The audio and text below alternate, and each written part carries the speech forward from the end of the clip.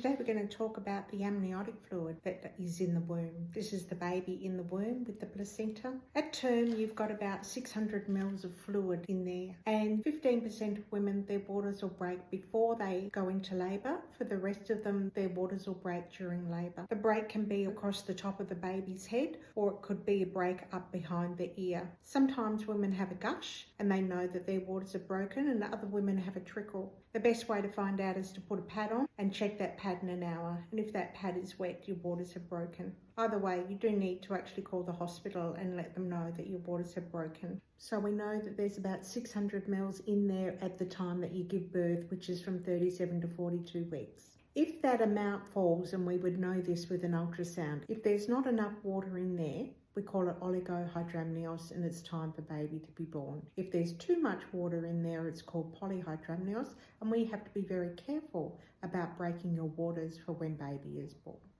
So the water should be clear, and it has a bit of an odour, which you will notice. I can't equate that to anything, but it's certainly different. If the waters are clear and your waters are broken at home, you've got time to have a shower, have something to eat and come into hospital. If the waters are brown, it means that baby's done a poo inside. We have to make sure that the baby is coping with that situation, so you do need to come into hospital sooner rather than later, and you will be monitored when you come into hospital.